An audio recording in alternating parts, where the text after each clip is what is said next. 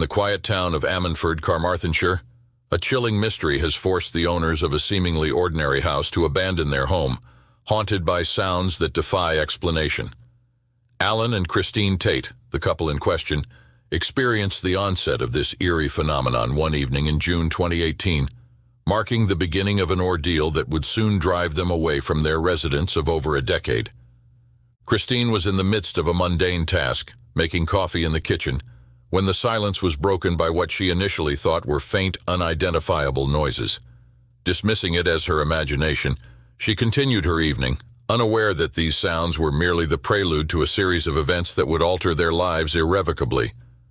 Over the ensuing weeks, the quiet of the house was shattered by an array of disturbing noises: the screams of women and children, the heavy, ominous knocking as if from some great depth, and the distinct murmur of men conversing in a foreign language.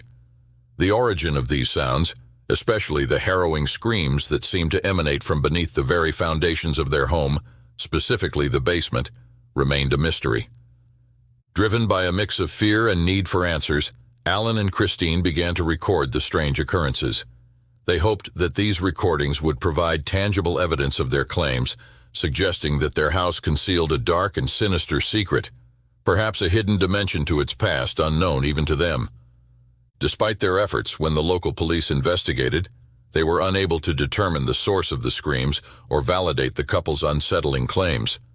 With no explanation and the sounds persisting, the emotional and psychological toll became too great for the Tates. Feeling unsafe and uneasy in their own home, they made the difficult decision to leave, vowing never to return to the place that had been their haven for 11 years. Forced to flee their home due to the disturbing sounds that haunted their daily lives, Alan and Christine Tate took refuge in a camper van, yet their resolve to uncover the truth about the mysterious noises remained unshaken. Determined not to let the mystery linger unresolved, they embarked on a rigorous investigation, setting up an array of recording devices throughout their forsaken house. Christine's initial encounter with the unexplained phenomena began innocuously with what she described as a flushing noise that seemed to come from nowhere in particular. Puzzled and increasingly unnerved, she alerted Alan, who then strategically left his phone in the bathroom with a recorder activated in hopes of capturing any unusual sounds. To their astonishment, not only did the device record the mysterious flushing, but it also picked up the distinct hum of a running machine. Motivated by these findings, the Tates expanded their surveillance to cover every corner of the house. The recordings they gathered were alarming: the clanking of chains, the roar of a motorbike starting up, and, most chillingly, human screams. As the investigation deepened, it became apparent that the sounds were emanating from beneath the structure, specifically under the basement located directly below the kitchen. Alan, driven by a mix of fear and the need for answers, took drastic measures by digging two 1.5-meter channels into the basement walls to place recording equipment closer to the source. The sounds captured from these channels were even more varied and unsettling. Alan reported hearing a woman's screams, disturbing sexual noises, the barking of dogs, the mechanical rhythm of a printing press, the revving of a motorbike, the blast of a car horn, and what eerily resembled a police siren. Each recording added to the complexity and depth of the mystery, suggesting a hive of unseen and unknown activity beneath their home.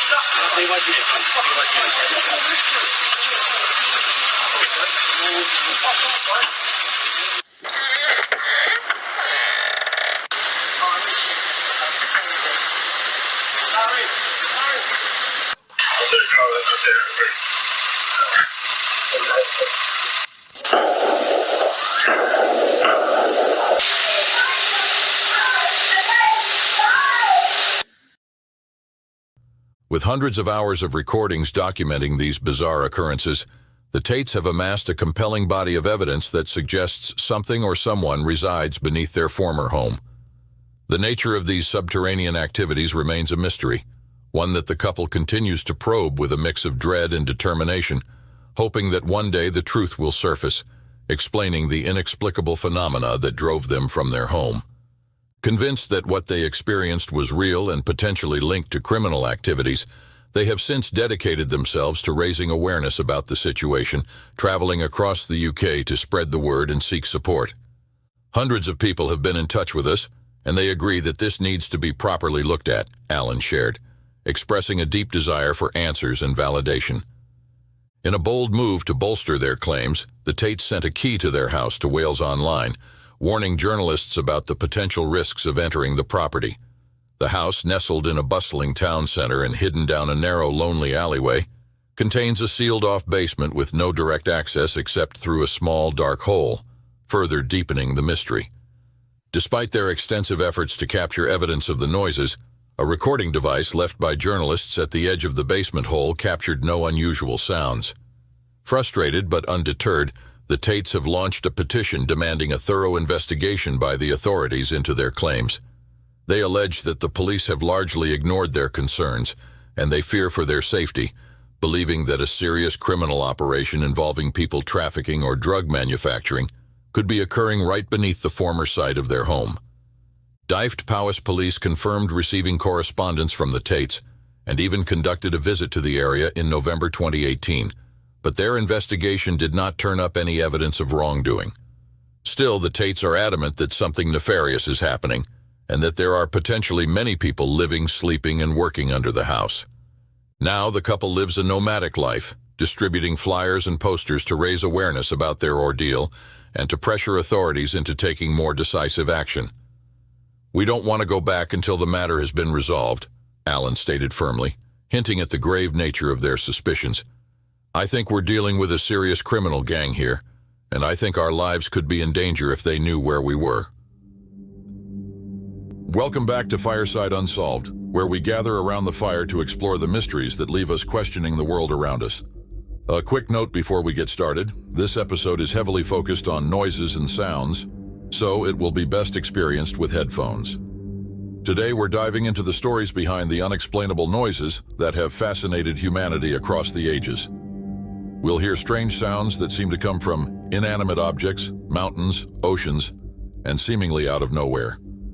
So settle in, get cozy, and prepare for episode 84 on Fireside Unsolved, Unexplained and Mysterious Sounds Throughout History.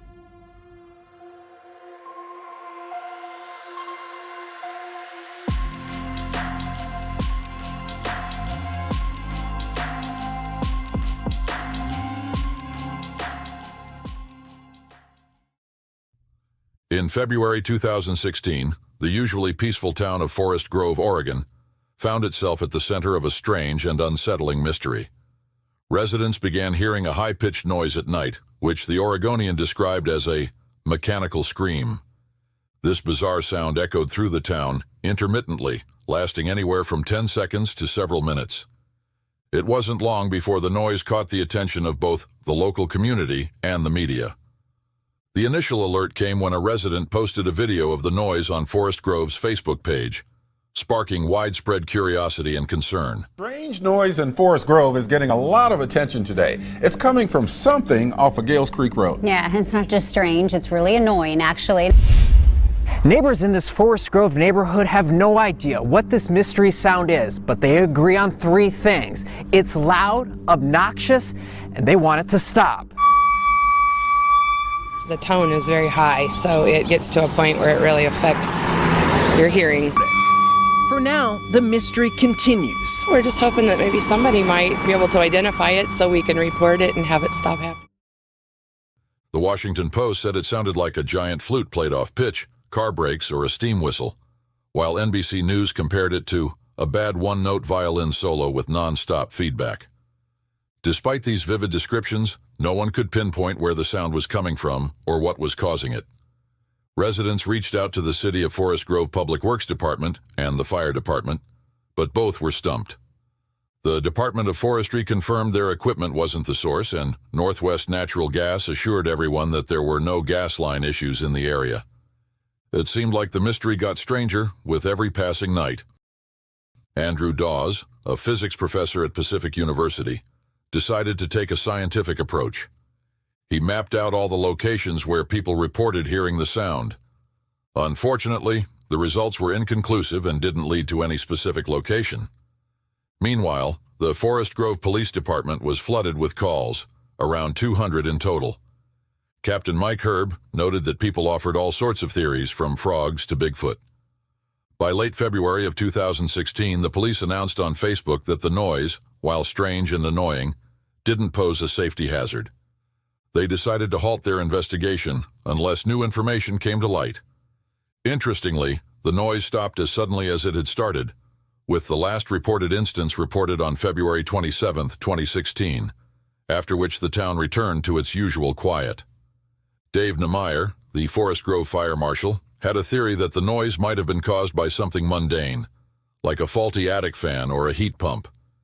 Despite these plausible explanations, the true source of the Forest Grove sound remains a mystery, leaving the town with an intriguing story to tell for years to come.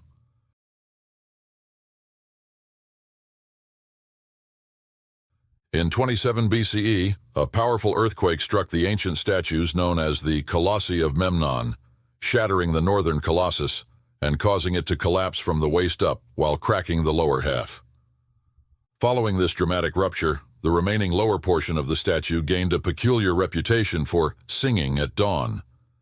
This mysterious sound, reported most frequently in February and March, likely due to the influx of tourists rather than any seasonal pattern, intrigued visitors and scholars alike. The earliest literary mention of this phenomenon comes from the Greek historian and geographer Strabo, who documented hearing the sound during his visit in 20 BCE. By then, the singing was already a well-known curiosity. Descriptions of the sound varied. Strabo likened it to a blow, while Pausanias compared it to the snapping of a lyre string. Other accounts described it as the striking of brass or a whistling noise. Ancient writers such as Pliny the Elder, Tacitus, Philostratus, and Juvenal also recorded their or others' encounters with the vocal colossus. Additionally, the base of the statue is covered with about 90 inscriptions from contemporary tourists, noting whether they had heard the sound. The legend of the vocal Memnon spread far and wide, with the sound believed to bring good luck to those who heard it. The statue's supposed oracular powers attracted a steady stream of visitors, including several Roman emperors, eager to experience the phenomenon. The last reliable mention of the sound dates back to 196 CE. Later in the Roman era, the statue was partially reconstructed with upper tiers of sandstone, an addition attributed to Emperor Septimius Severus around 199 CE. However, Severus did not hear the sound during his visit, and the reconstruction likely ceased the vocal emissions by altering the statue's structural integrity. Various explanations have been proposed for the singing. Natural theories suggest the sound was caused by rising temperatures at dawn, leading to the evaporation of dew within the statue's porous rock. Strabo himself could not determine the exact source of the noise, speculating whether it came from the pedestal, the shattered upper area, or the people gathered around the base.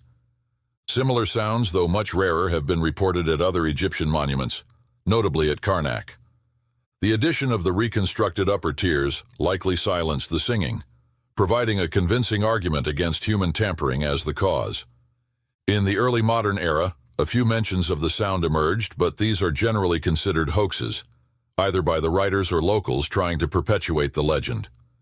Despite the cessation of the mysterious noise, the legend of the vocal Memnon remains an intriguing chapter in ancient history, blending the marvels of natural phenomena with human curiosity.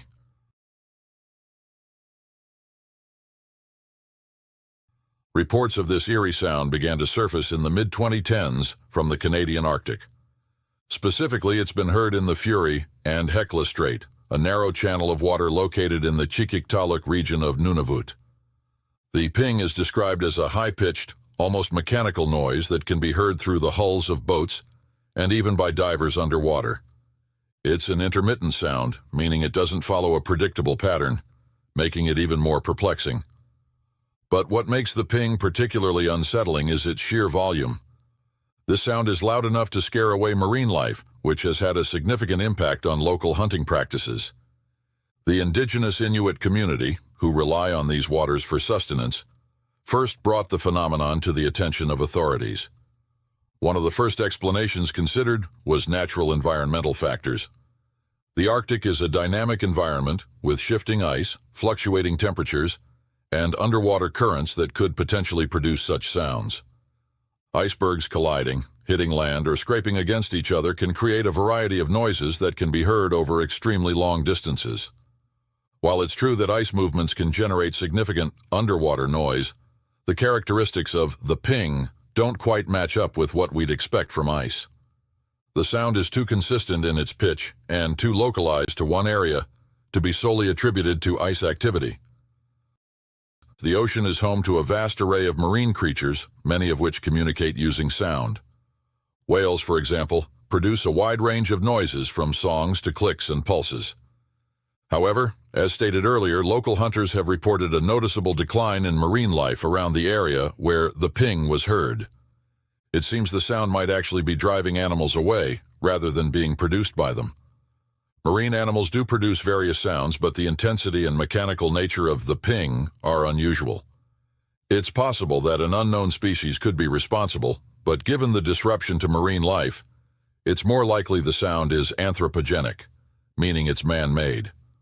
Another possibility is that the sound could be related to mining or drilling operations. However, no active projects were reported in the area during the time the sound was heard. Sonar could be a reason, used by submarines and ships for navigation and communication. Sonar systems can produce loud, high-pitched noises underwater. It's plausible that the ping could be related to military sonar testing. The Arctic is a strategic region, and various countries conduct exercises there. However, these activities are typically classified, so confirming this is challenging. If something like military sonar is indeed the cause, it raises questions about transparency and the impact on local communities and wildlife. Another human-related theory is that the sound could be generated by underwater infrastructure, such as cables or pipelines. Underwater cables and pipelines crisscross our oceans, carrying data and resources across vast distances. These structures can produce noise due to water currents, maintenance activities, or even faults and damage. However, according to public records, there are no known underwater installations in the immediate vicinity of Fury and Hecla Strait. The Canadian government has taken the reports of the ping seriously. In 2016, they deployed military aircraft to investigate the sound. However, the investigation yielded no concrete results, leaving the mystery unsolved. Investigations are still ongoing, with underwater microphones and other sensors being deployed to monitor the area. Future research may involve more sophisticated technology, such as autonomous underwater vehicles and satellite monitoring. The hope is that with more data, we can finally uncover the source of the ping.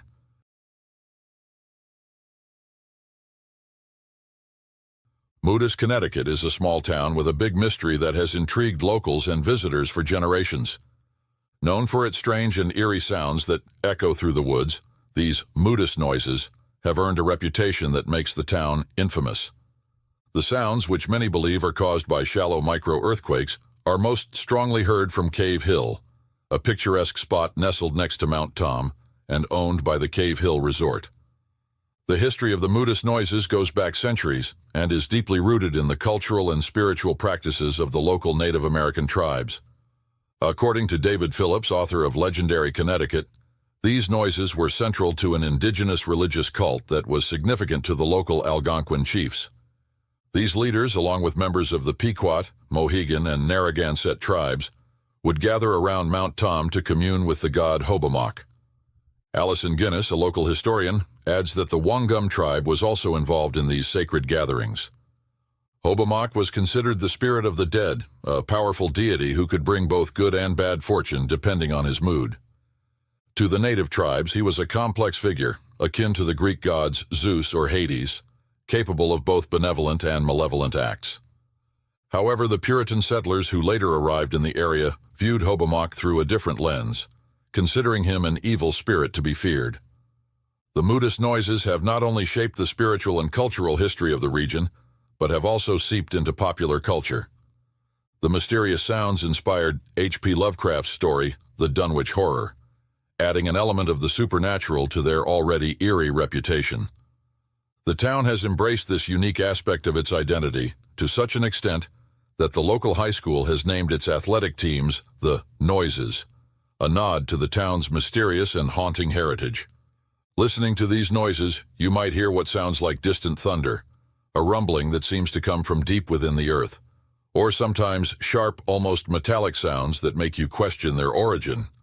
Residents describe feeling a mix of curiosity and unease when the noises occur. All right, did you hear it this morning? Reports of noise and shaking rattled East Hampton this morning. It's what geologists call Moodus noises.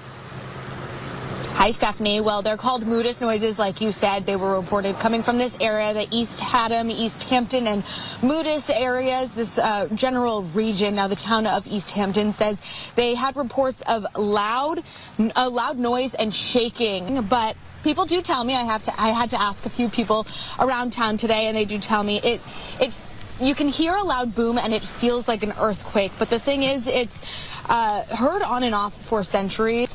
They're random. They come and go as they please, on and off every few decades. So we really don't know when we're going to hear the next one. It could be next week. It could be in 10 years. And no one can really pinpoint exactly where these are coming from.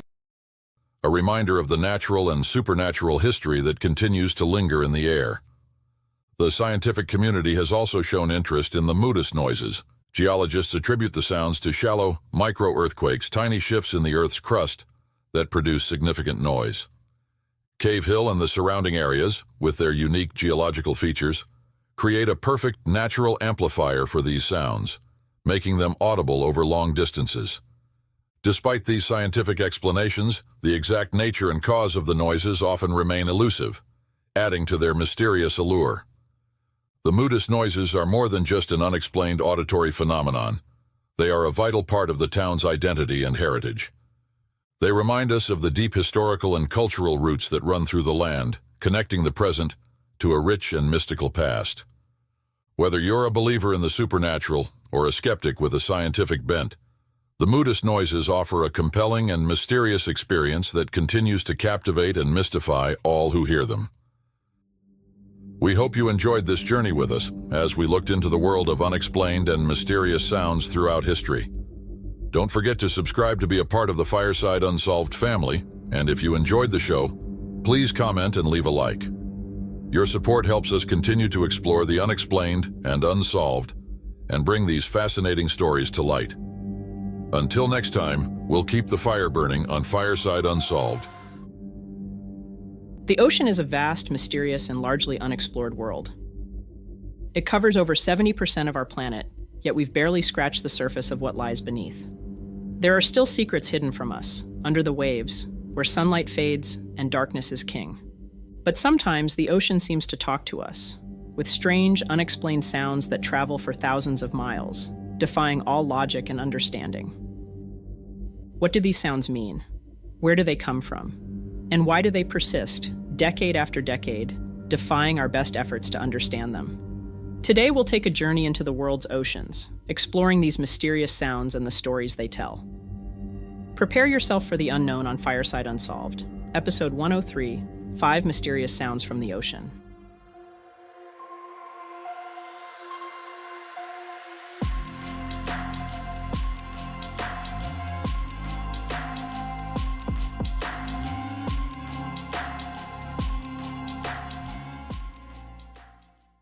Before we begin trying to decipher these unexplained underwater sounds, we need to take a step back and look at how these sounds are recorded in the deep ocean. The National Oceanic and Atmospheric Administration, also known as the NOAA, operates a vast network of underwater microphones called the Sound Surveillance System. Originally developed during the Cold War to detect Soviet submarines, this network has since been repurposed for scientific research, monitoring everything from marine life to underwater volcanoes and earthquakes. On March 1, 1999, researchers at the NOAA detected a sound using their network of underwater microphones, known as hydrophones. But this was no ordinary sound. It was loud, it was deep, and it lasted over 15 seconds. And it was powerful enough to be picked up by the entire hydrophone network spread across the Pacific Ocean. To put this in perspective, the Pacific Ocean covers over 63 million square miles, larger than all the land masses on Earth combined. For a single sound to be heard across such an immense distance, it had to be something truly extraordinary. The researchers named it Julia.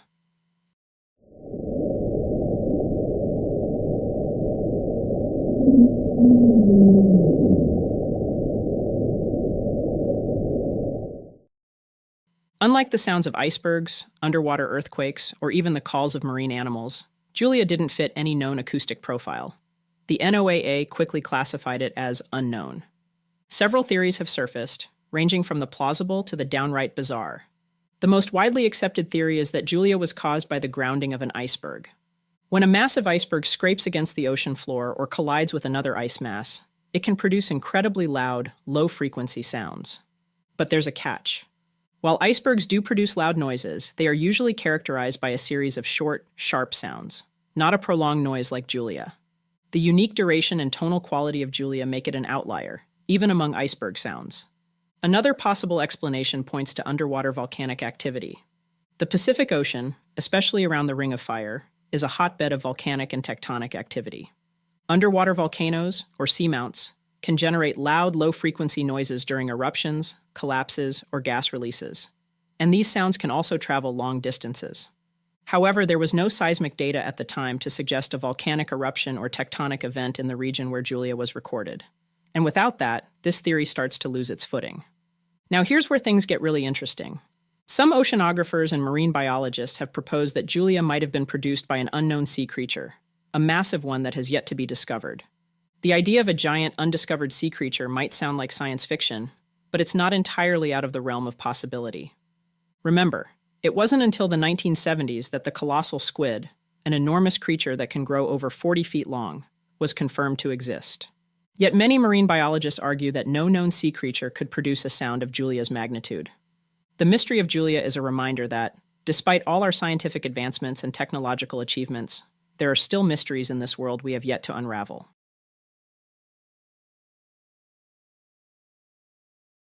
The whistle was first detected on July 7, 1997, by the same NOAA network of hydrophones that recorded Julia. But this sound was different.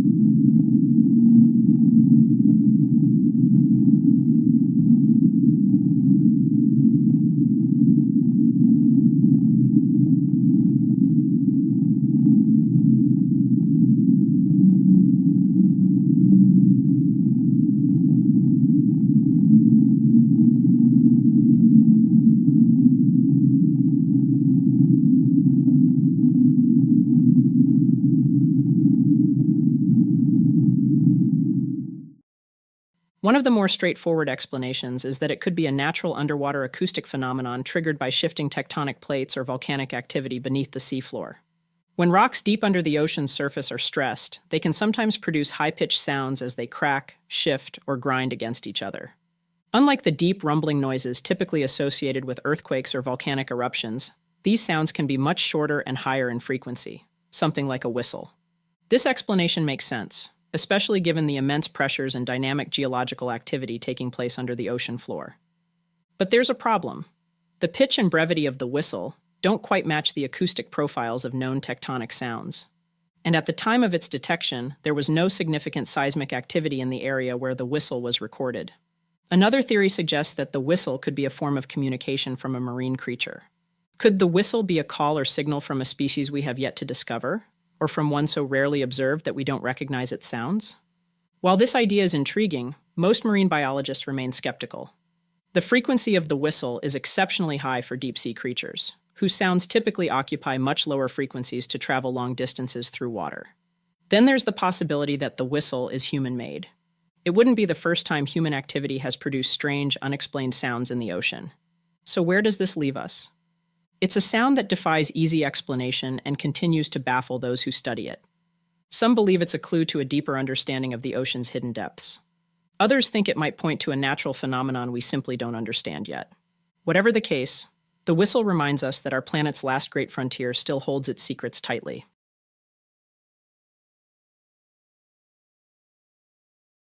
Upsweep is not a single isolated noise. It's a continuous seasonal sound that has confounded researchers since it was first detected in August 1991. This peculiar sound has been recorded by the Pacific Marine Environmental Laboratory and has sparked years of speculation and study. What makes upsweep so mysterious is its persistent nature. It isn't just a one-time occurrence. It's been heard seasonally, primarily in the spring and fall, ever since its discovery. The sound originates from a remote area in the southern Pacific Ocean, near the Pacific-Antarctic Ridge, located roughly between New Zealand and South America.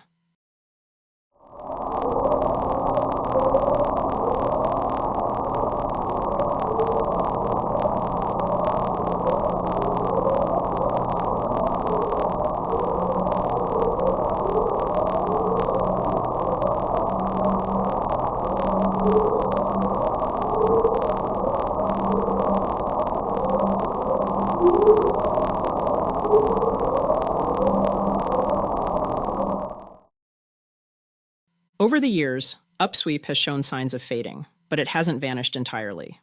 Is the source of the sound slowly diminishing, or could something else be influencing its strength?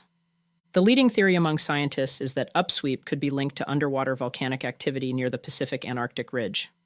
This theory proposes that the sound is produced by volcanic vents or hydrothermal activity on the ocean floor. As the water temperature fluctuates, it could affect how sound travels through the ocean, making upsweep more or less detectable depending on the time of year. However, while this theory is plausible, it remains unproven. The fact that upsweep appears to be fading over time adds an urgency to solve this mystery. Are we on the verge of losing a vital clue about our planet's inner workings? And if the sound were to disappear completely, would we ever uncover its true origin? First captured on May 19, 1997, slowdown is a unique noise characterized by a gradual decrease in frequency, as if something enormous were slowly grinding to a halt deep within the ocean. This sound lasts for about 7 minutes, and like the others we've discussed so far, was detected by the NOAA's network of underwater hydrophones in the equatorial Pacific Ocean.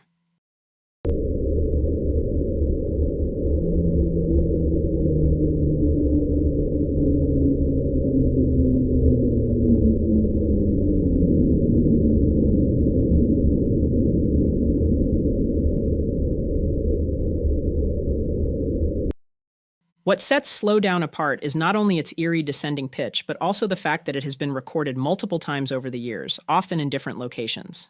Yet no matter where it's heard, it always follows the same slow, steady shift in frequency. The most widely accepted explanation among scientists is that slowdown could be the result of a massive iceberg dragging or grounding itself along the seafloor. Another theory proposes that slowdown might be caused by an unknown oceanic or geological event. Perhaps it could be the result of the slow movement of tectonic plates, the collapse of underwater caverns, or another deep-sea process that we have yet to understand. Of course, there is also the more speculative idea that slowdown could be produced by a massive unknown marine creature. However, no known marine animal is capable of producing a sound like slowdown for such an extended period, particularly at the low frequency detected. The physiology required for a sea creature to emit this type of noise would be unlike anything we've ever encountered. Finally, let's dive into one of the most unique and emotionally resonant mysteries of the deep sea, the story of the 52 Hz whale, often referred to as the world's loneliest whale. Unlike the other mysterious ocean sounds we've explored, the 52 Hz signal is believed to be the call of a living creature. This sound was first detected by the U.S. Navy in 1989 and has since been tracked by the NOAA.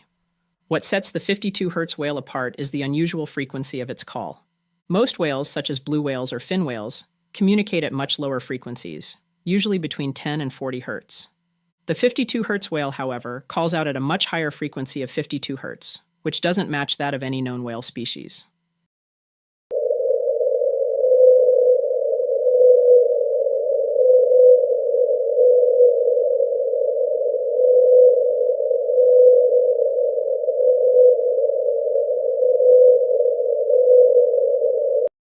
This anomaly has led to numerous theories about the whale's identity and its unique call.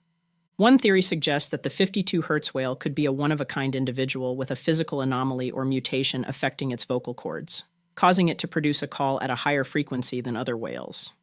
This might be due to an abnormality in its vocal anatomy, which alters the way it generates sound, much like how a person with a different voice pitch might stand out in a crowd. Another possibility is that the 52 Hz whale is a hybrid, perhaps the offspring of two different whale species, such as a blue whale and a fin whale.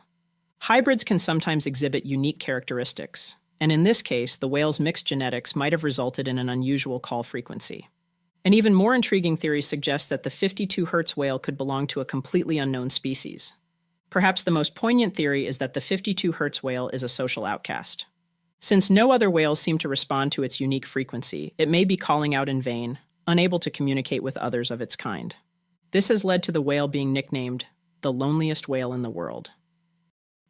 Imagine a creature traversing the vast expanses of the ocean, singing a song that no one else understands.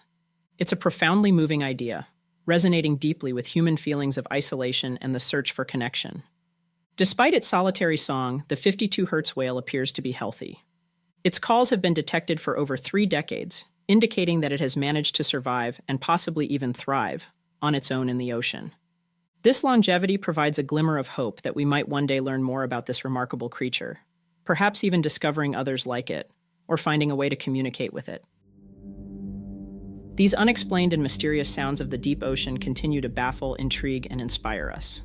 From Julia and the whistle to upsweep, slow down, and the poignant calls of the 52 Hz whale, these mysterious noises are reminders of just how little we know about our oceans.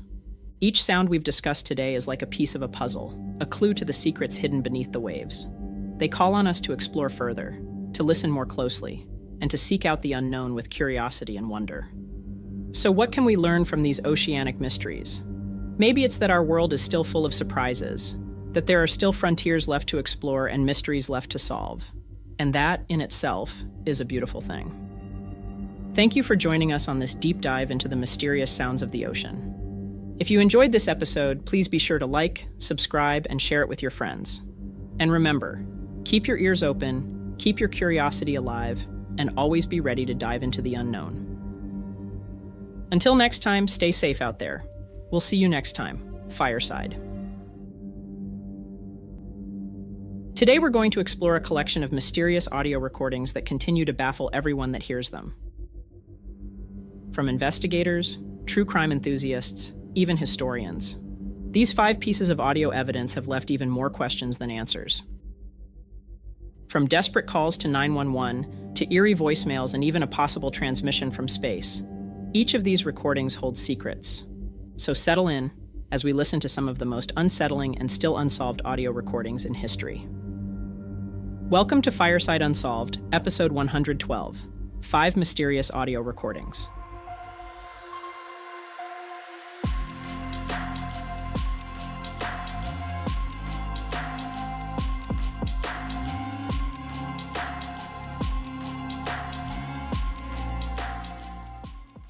On the evening of August 8, 2013, Brandon Lawson returned to his San Angelo, Texas residence after not coming home the night before. An absence that worried his live-in girlfriend of 10 years, Ledessa Lofton. Their relationship, already strained by Brandon's past substance abuse, became more tense when Ledessa voiced her suspicions of Brandon possibly relapsing. Though Brandon had claimed 6 months of sobriety, Ledessa doubted him, and it was later revealed by his brother Kyle that Brandon had, in fact, started using again. In an effort to remove himself from the situation, at around 11:30 p.m., Brandon called his father in Crowley, Texas, stating that he planned to come over and stay with him that night. By 11:54 p.m., Brandon had set off in his silver F-150 truck toward his dad's house. At approximately 12:30 a.m., Brandon contacted his brother Kyle, explaining that his truck had run out of gas on U.S. Route 277, somewhere between San Angelo and Bronte, Texas. But what really alarmed Kyle was Brandon's next sentence. He said that 3 people were chasing him out of town. Kyle, suspecting his brother might be hallucinating from his recent relapse, was concerned but unsure whether to take Brandon's claims seriously. Nonetheless, he rushed to Brandon's location, bringing with him a full gas canister. As Kyle drove, he tried to keep Brandon on the phone, but the conversations were becoming fragmented with frequent disconnections. Between 12:50 a.m. and 1:15 a.m., several calls were made between Brandon, Kyle, Ledessa, a neighbor, and 911, but the poor cell reception in the area made communication difficult. One notable call from Brandon to 911 around 12:54 a.m. was recorded. 911 emergency. Yes, I'm in the middle of the field. The Saper just pushed some guys over. Right here going towards Javelin on both sides. My truck ran out of gas. There's one car here that got taken to the woods. Please hurry. Okay, now run that by me. I'm not talking to him. I actually ran into him. Ah, you ran into him. Okay. Got the first guy. Do you need an ambulance? Yeah, no, I need the cops. Okay. Is anybody hurt? Hello? Hello? Hello?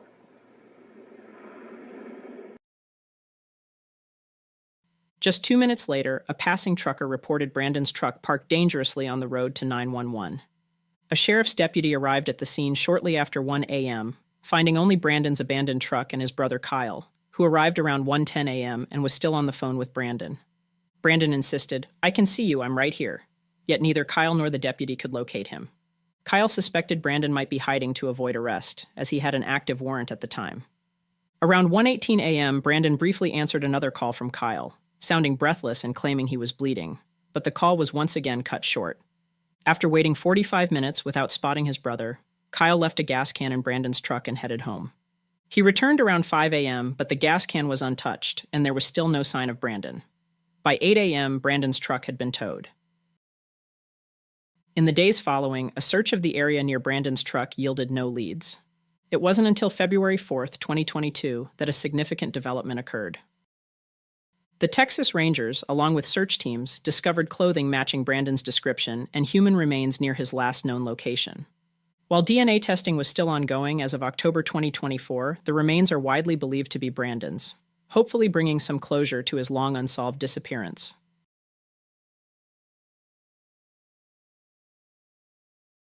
In 1957, brothers Achille and Giovanni Battista Giudica Cordiglia from Turin, Italy, built an amateur space listening station using a repurposed World War II bunker called Torre Bert. Their goal was to intercept communications from Soviet and American space missions. At the time, the Soviet Union, known for its secrecy, only publicized successful space missions, hiding any failures to protect their image during the Cold War space race. The brothers claimed to have intercepted transmissions from undisclosed Soviet missions, including a chilling recording in May 1961 of a female cosmonaut in distress. The woman's voice, filled with fear, described intense heat, suggesting her capsule was burning up during re-entry. If true, she would have been the first woman in space, but the mission was never acknowledged.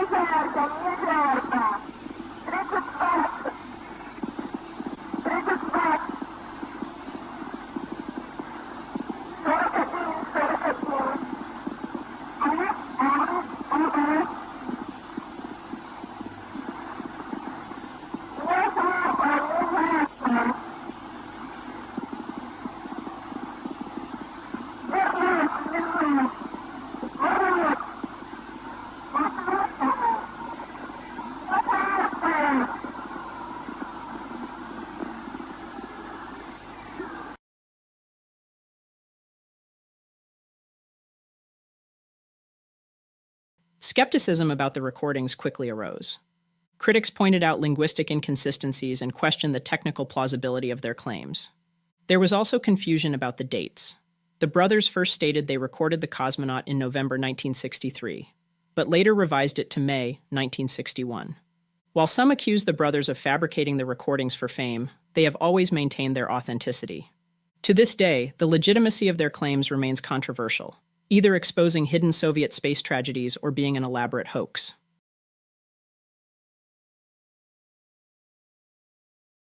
In September 2015, 31-year-old Henry McCabe spent a night out with friends at a Minnesota nightclub. Around 2:30 a.m., Henry's wife, Corinne McCabe, received a disturbing voicemail from his phone. The recording, nearly 2 minutes long, contained eerie noises, growls, moans of pain, and a calm voice at the end saying, "Stop it."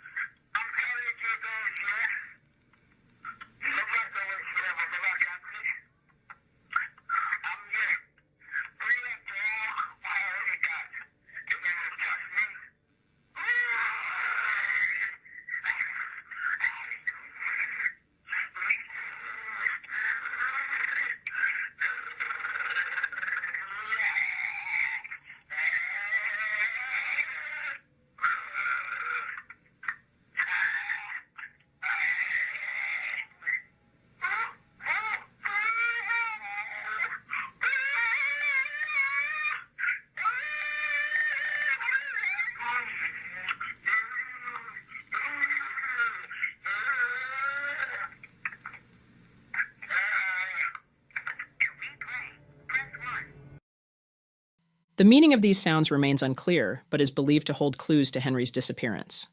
Authorities traced Henry's last known movements. A friend reported dropping him off near a gas station around 2 a.m., but after that, Henry vanished. Despite extensive searches, no trace of him was found. Police couldn't rule out any possibilities, whether Henry disappeared voluntarily, was involved in an accident, or was harmed. The cryptic voicemail was sent to the FBI for analysis, and the Minnesota Bureau of Criminal Apprehension also joined the investigation. 2 months later, in November 2015, Henry McCabe's body was found in Rush Lake, New Brighton, Minnesota. Nearly 10 years later, the mystery remains unsolved, leaving friends, family, and authorities searching for answers about what really happened to Henry and the strange sounds captured in his final call.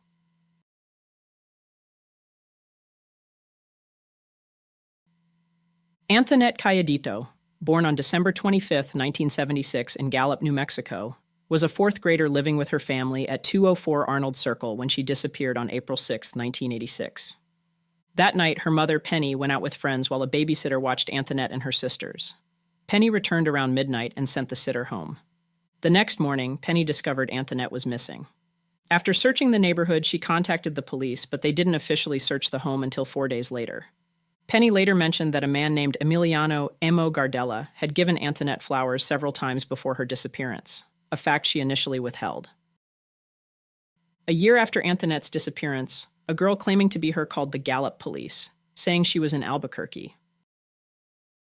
Police department. Hello. I'm Antoinette Calladito. Okay, whereabouts in Albuquerque? Who said you could use a phone? Hello? Antoinette, where are you? Penny believed the voice was her daughter's, though she didn't recognize the adult voice heard in the background. In 1994, Penny made a startling confession, suggesting she and Emo might have been involved in Antoinette's abduction. She even admitted to instructing Antoinette to open the door the night she was taken, but was never charged despite FBI suspicion and failing a lie detector test. Penny passed away in 1999, followed by Anthonette's father, Anthony Montoya, in 2012. Police believe Penny withheld key information, and many suspect Anthonette was taken with her knowledge. A potential sighting of Anthonette occurred in 1991 at a restaurant in Carson City, Nevada. A teenage girl resembling Anthonette, accompanied by a disheveled couple, repeatedly dropped her utensils, gripping the waitress's hand each time. After the group left, the waitress found a napkin with the messages, "Help me," and "Call the police." Despite these leads, Anthonette Cayedito's fate remains unsolved.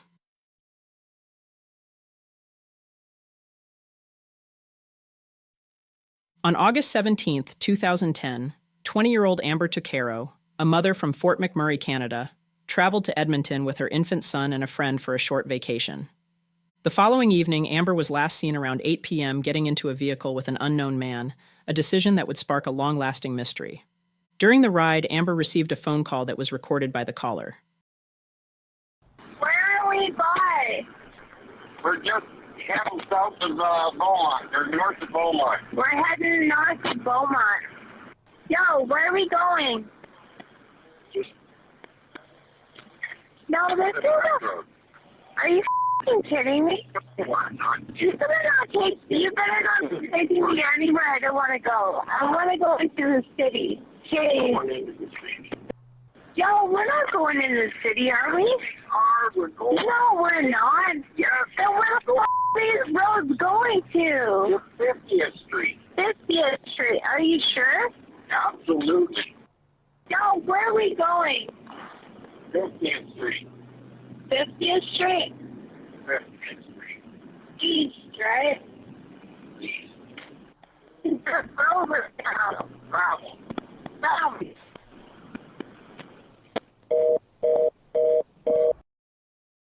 Despite efforts, the male driver's voice remains unidentified. Investigators later determined that instead of heading toward Edmonton, as the driver claimed, they had traveled south into rural Leduc County. 2 years later, on September 1st, 2012, horseback riders discovered Amber's remains in a Leduc County field. Dental records confirmed her identity, ending the search that had haunted her family and friends. The Royal Canadian Mounted Police faced significant criticism over their handling of the case, and in 2014, the Tucaro family filed a formal complaint with the Civilian Review and Complaints Commission, for the RCMP. Amber had been prematurely removed from the missing persons list based on unverified sightings, and key evidence, including a suitcase of her belongings, was accidentally destroyed. Crucially, the RCMP never interviewed the woman who traveled with Amber, neglecting an important witness. In July 2019, Deputy Commissioner Curtis Zablocki acknowledged the investigation's failings, calling it not our best work. However, the Tucaro family rejected the apology, feeling it came too late and didn't fully address the harm caused. Today, Amber Tucaro's case remains unsolved. The recorded voice of the unknown man continues to haunt her family, leaving them and the community searching for answers about what really happened to Amber, a young life tragically cut short. As we reach the end of our journey through these unsettling and mysterious audio recordings, we are left with more questions than answers. Brandon Lawson's desperate last call, the eerie transmissions of the lost cosmonaut, Henry McCabe's unexplainable sounds, Anthonette Cayedito's haunting voice on the phone, and Amber Tucaro's chilling conversation. Each case offers a small glimpse into a terrifying moment frozen in time, yet none of them have revealed the full truth. These voices, filled with fear and confusion, serve as haunting reminders of the unsolved mysteries that still grip us. For the families and loved ones involved, the recordings are painful memories of what might have been. For investigators and enthusiasts alike, they are fragments of stories that remain incomplete, begging for closure. Though the truth behind these recordings may remain unknown, at least for now, they stand as a testament to the human experience. They challenge us to listen more closely, to search more deeply, and to never give up hope that one day the silence will be broken and the truth revealed. Until then, these voices will continue to echo in our minds, haunting us with what we don't know and reminding us that some mysteries were possibly never meant to be solved.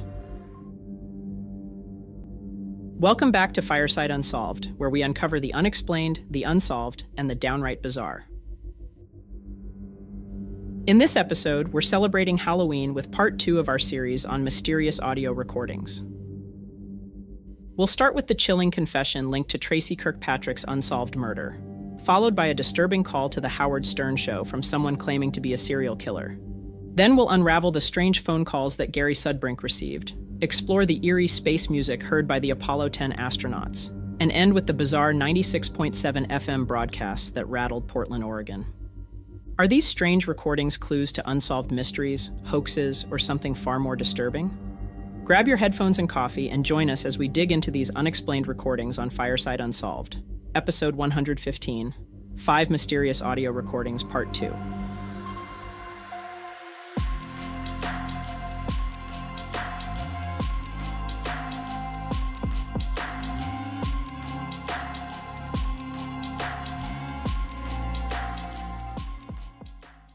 On March 15, 1989, 17-year-old Tracy Kirkpatrick was working alone, in charge of closing the small clothing store she worked part-time by 9 p.m.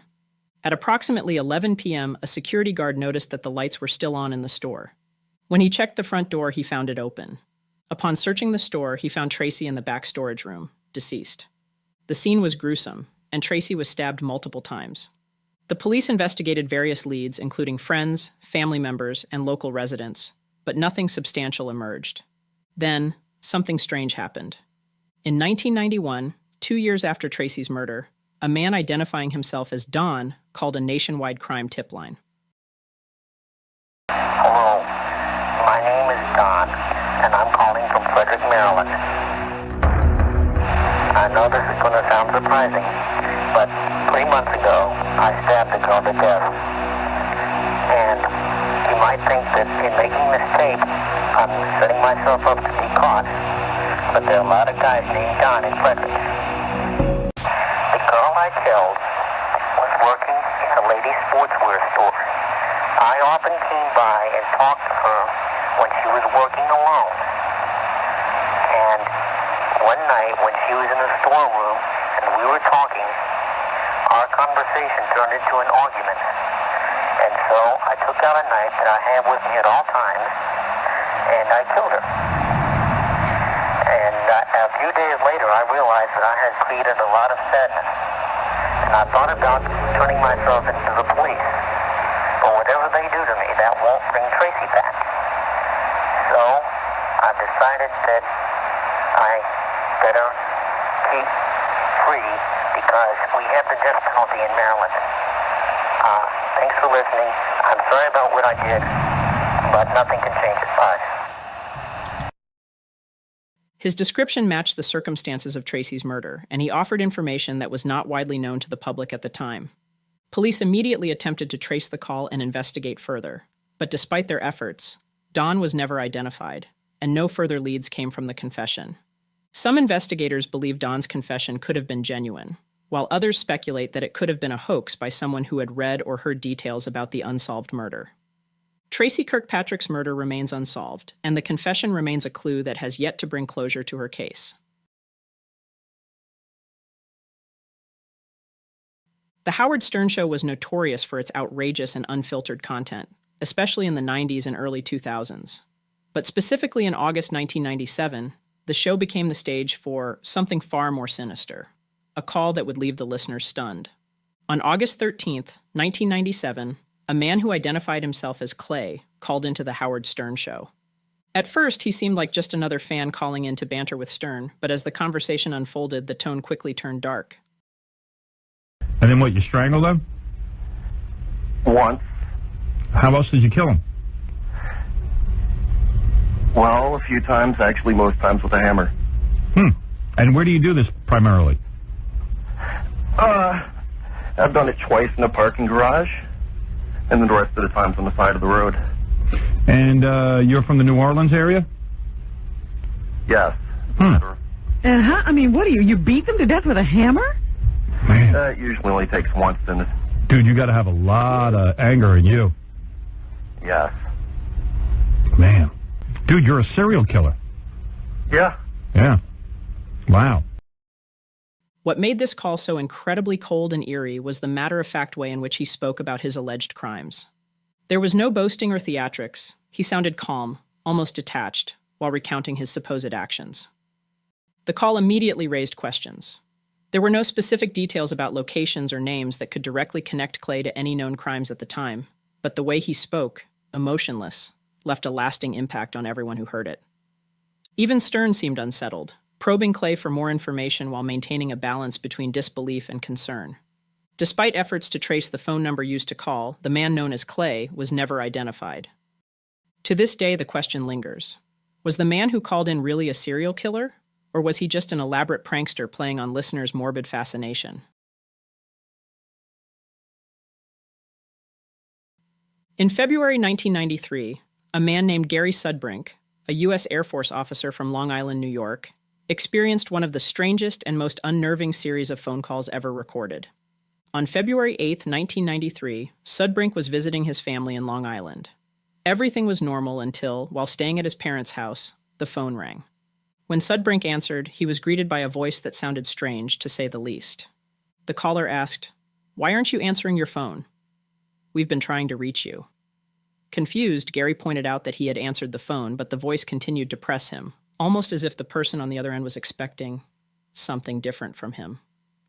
Sudbrink, baffled by the strange interaction, ended the call but soon received more, each one stranger than the last. What makes the Sudbrink case particularly compelling is that he recorded several of the calls. Sudbrink later shared the tapes, hoping to find some answers. Yes, this is me. Can I speak to you? Can I ask why you're... Yes, can I ask why you're calling?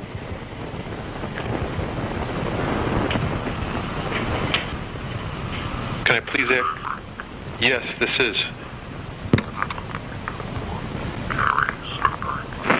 Yes, that is me.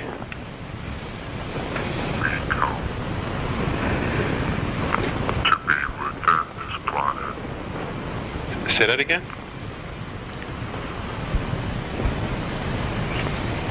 This planet. Leave?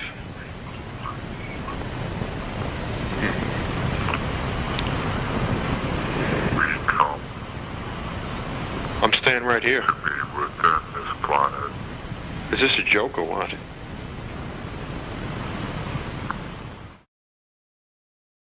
While the recordings certainly sound bizarre and inexplicable, no concrete evidence has ever surfaced that can explain their origin. Many people have analyzed the recordings, but the calls remain as mysterious now as they were in 1993.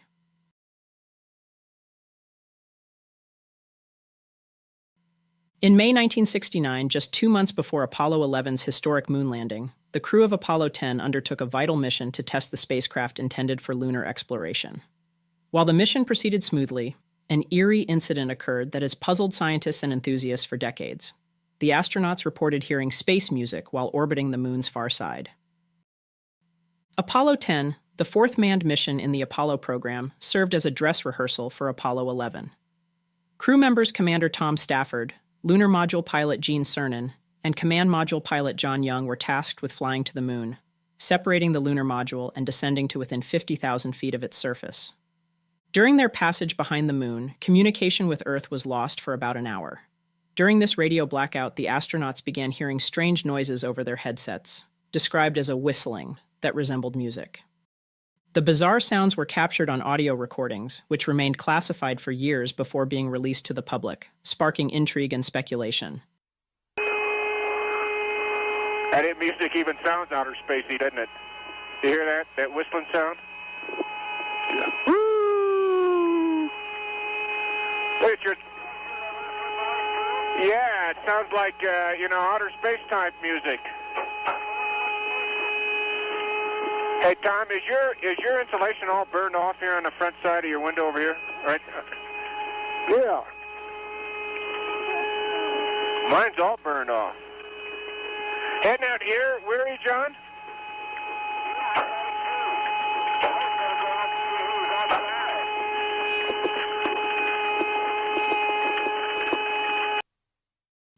Despite NASA's explanation of radio interference being widely accepted, the incident continues to fascinate those intrigued by the mysteries of space travel.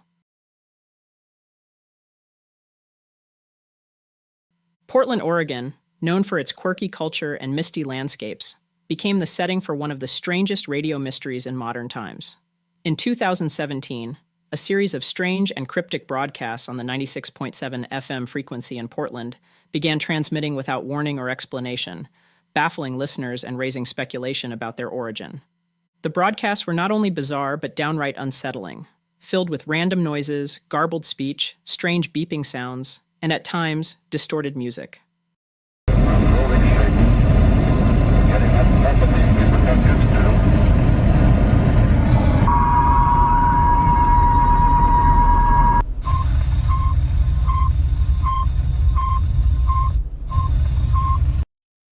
As these broadcasts continued without official acknowledgement or explanation, theories ranging from government experiments to pirate radio stations and even alien contact took hold, cementing 96.7 FM's broadcasts as an unsolved audio mystery. What made the broadcast particularly odd was their lack of any clear identification. In the US, most radio stations are required to give call signs or station IDs at regular intervals, but 96.7 FM offered none.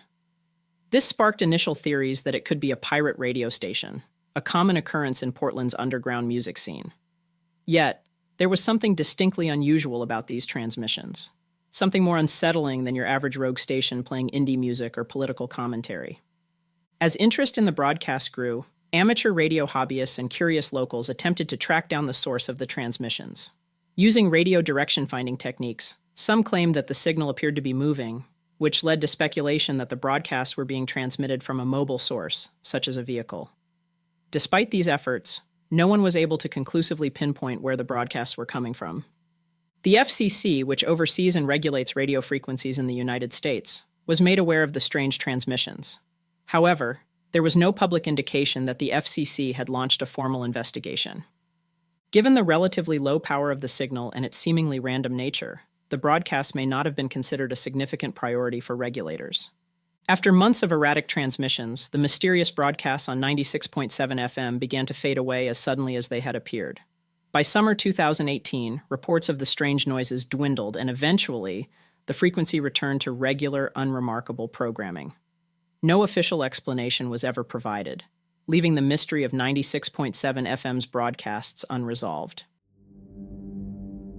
We've heard some strange and mysterious audio recordings, from the chilling confession of Tracy Kirkpatrick's murder, the unsettling claims of a possible serial killer on The Howard Stern Show, Gary Sudbrink's odd phone recordings, the unexplained space music captured during the Apollo 10 mission, and the bizarre broadcast from 96.7 FM in Portland, Oregon.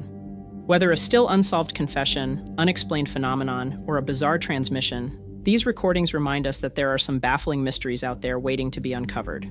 If you enjoyed today's episode, please consider liking, commenting, and subscribing, and share the episode or channel with your fellow mystery enthusiasts. And hit that notification bell so you don't miss any episodes. Stay safe, and we'll see you next time. Fireside. Some sounds can be explained. Footsteps in an empty building, the creak of the floor in an old house, the buzz of a mosquito in your ear. But others defy logic altogether.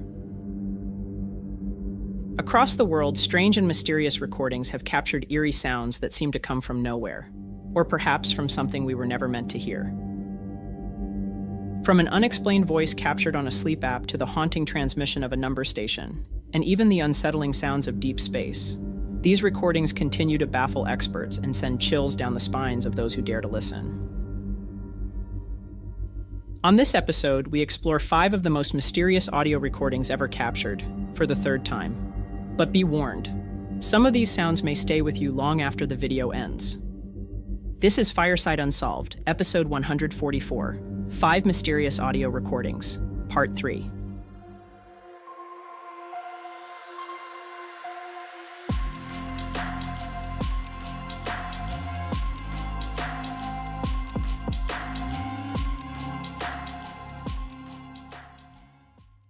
A sudden earth-shaking boom echoes from the sky.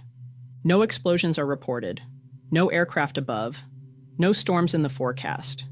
Just a strange, incredibly loud sound, one that rattles windows and sends shivers down spines. These unexplained atmospheric blasts, known as skyquakes or sky trumpets, have been reported for centuries. Some describe them as distant cannon fire, others as a deep rumble that rolls across the sky, like thunder from an invisible storm. But despite their frequency, no one can say with certainty what causes them. Some of the earliest known accounts date back to the native Iroquois Indians, who told early white settlers that these booms were the sound of the Great Spirit continuing his work of shaping the earth. In 1804, during the Lewis and Clark expedition near Great Falls, the explorers documented the phenomenon in their journals. Meriwether Lewis wrote, "Since our arrival at the falls, we have repeatedly witnessed a noise which proceeds from a direction a little to the north of west, as loud and resembling precisely the discharge of a piece of ordnance of 6 pounds at the distance of 3 miles. William Clark added, "A rumbling like cannon at a great distance is heard to the west of us, the cause we can't account for." The reports continue on an Adriatic island in 1824, New York in 1896, and now, in modern times, cell phones are capturing these strange sounds more frequently than ever before.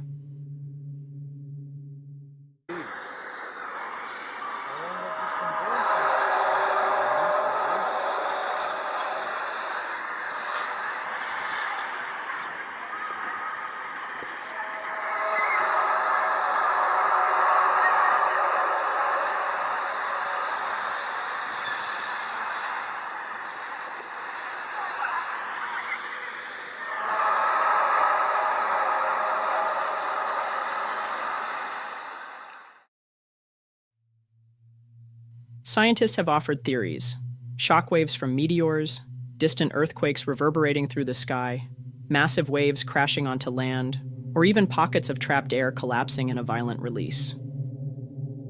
Or it's something we have yet to fully understand. And maybe that's the most unsettling possibility of them all. That skyquakes could be evidence of an unknown force, something just beyond our comprehension. What if these sounds emanate from something, or somewhere, much farther away? Perhaps not of this Earth at all. Until we find a definitive answer, the mystery of skyquakes remains unsolved. A reminder that, even today, the sky above us still holds secrets waiting to be discovered. In 2014, a woman on Reddit shared a post asking for feedback on a strange and unsettling audio recording she had discovered on her phone. She explained that she had been using a sleep tracking app, one designed to monitor movement and sounds throughout the night to help improve sleep habits. The app recorded common noises like snoring, shifting in bed, or occasional coughing. But on one particular morning, as she reviewed her activity from the previous night, she found something terrifying. That night, she had been sleeping in her bed with her 3-year-old child. Just the two of them. No one else was in the house. Yet the recording captured something unexpected.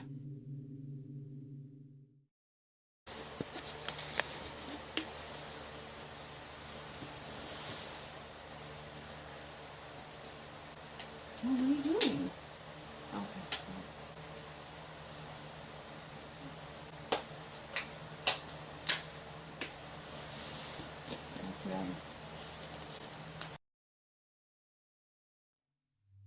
Though the details of the audio remain unclear, the post quickly gained traction, with users speculating on what might have caused the eerie sounds.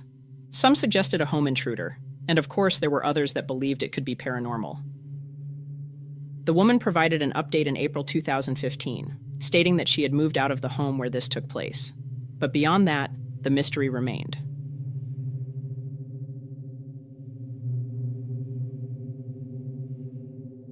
It begins with a buzz, a cold mechanical hum droning through the airwaves, repeating endlessly on 4625 kilohertz.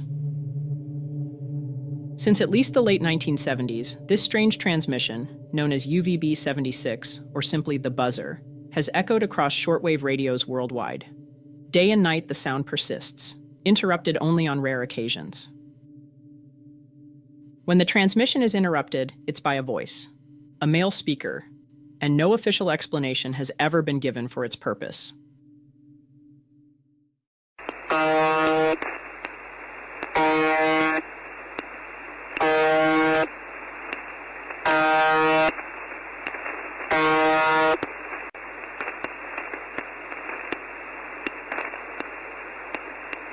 Михаил, Дмитрий, Женя, Борис.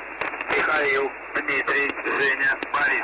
85, 343. Константин, Роман, Иван, Николай, Ульяна, Михаил. 01, 48, 04, 95. Павел, Роман, Иван, Ольга, Роман, Иван, Татьяна, Елена, Татьяна. 14:08, 28:71.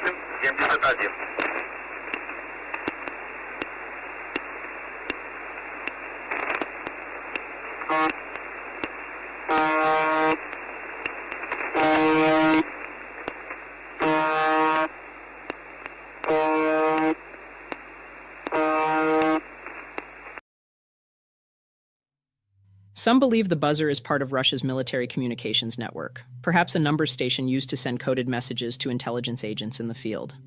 Others speculate it may serve as a dead hand signal, an automated failsafe designed to trigger nuclear retaliation in the event of a catastrophic attack.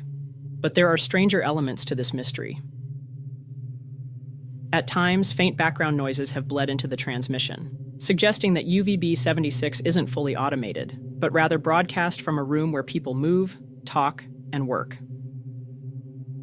In 2010, after years of near-constant buzzing, the station suddenly went silent. When it returned, it had changed, featuring new transmissions, strange tones, and even music. Then, in 2011, the transmission site was reportedly moved from its original location near Poverovo, Russia, to a military base further south. Yet UVB-76 continues, still broadcasting, still unexplained. Space is often thought of as completely silent, a vast empty void where sound cannot travel. But in 2002, NASA's Cassini spacecraft captured something unexpected, something eerie. Strange, ghostly sounds emanating from Saturn, unlike anything ever recorded before. They weren't mechanical malfunctions or distant radio signals. They were something far more mysterious, an unearthly symphony playing in the depths of space. These sounds aren't traditional audio, but rather intense radio waves, naturally emitted by Saturn's auroras, immense light displays caused by charged particles colliding with the planet's magnetic field. Scientists converted these waves into audio frequencies, revealing an eerie symphony of whistles, pulses, and droning hums.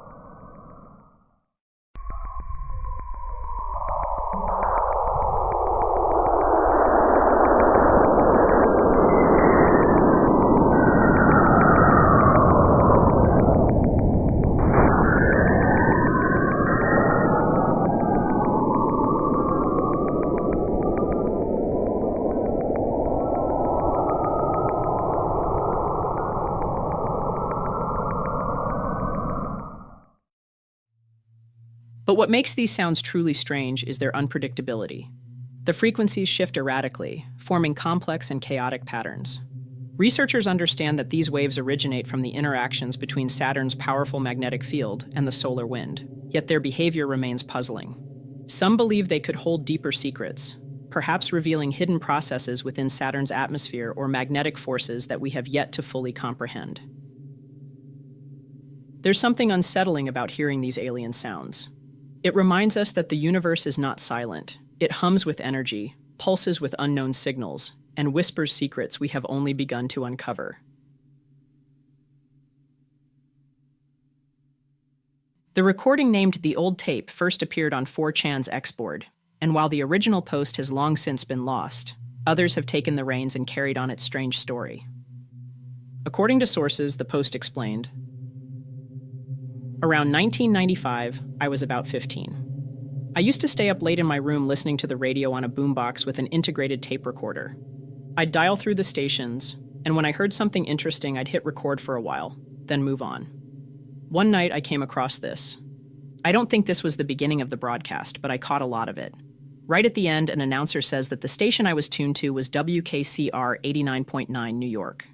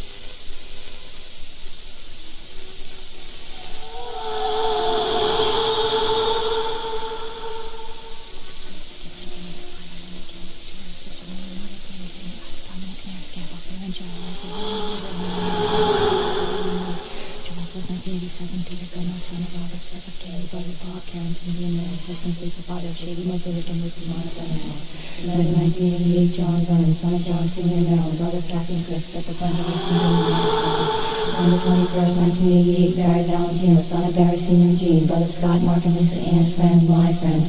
February 1985, Frank Oppenheimer, brother of Robert, husband of Jackie and Millie, father of Michael, our friend. May 1987, Henrietta Graham, mother of Ian, Emerald, Sally, my friend. March 17, 1988, Edward McGillis, brother of William, Jim, May, and Peggy, father of Shirley, Abby, and Josephine. April 1988, Ruth Manani, wife of Barbara, friend of Bob and me. October 1988, Morgan Schunick, father of Barbara, husband of Elsie, Barbara's dad. August 22nd, 1985, Irene McGillis DeTulio. Sister of Millie, Margaret, Dan, Tony, Ida, Dominic, Nair, Scat, Javier, and Joe. Wife of William, mother of Mary Ann, grandmother of Lisa and Billy, and me. July 4th, 1987, Peter Gunlock, son of Robert, step of Kay, brother of Bob, Karen, Cindy, and Mary, husband of Lisa, father of Shady, Mocha, Rick, and Lucy. My brother-in-law. November 1988, John Burns, son of John Senior and Marilyn, brother of Kathy and Chris, step of friend of Lisa and Billy. December 21st, 1988, Barry Valentino, son of Barry Senior and Jean, brother of Scott, Mark, and Lisa, Ann's friend. February 1985, Frank Oppenheimer, brother of Robert, husband of Jackie and Millie, father of Michael. May 1987, Henrietta Graham, mother of Ian, Emerald, Sally. March 17, 1988, Edward McGillis, mother of William, Jim, May, Peggy, father of Shirley, Abby, and Geraldine. Heart attack, 1988, Ruth Manani, wife of Uncle, friend of Bob. October 1988, Morgan Schunick, mother of Barbara, husband of Elsie, kidney failure.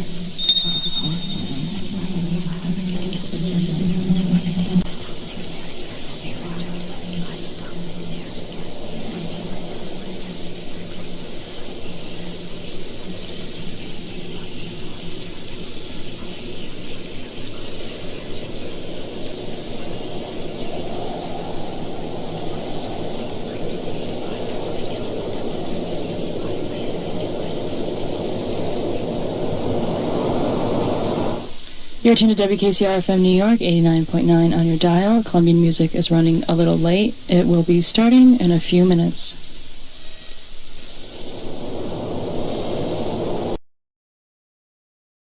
To this day, all we know is that it was either a well-done hoax or someone did hack the radio station, taking the opportunity to transmit this strange recording. Thank you for joining us for another episode of Fireside Unsolved. If you haven't already, please like and subscribe to help the channel grow. Until next time, take it easy and be easy, you filthy bastards.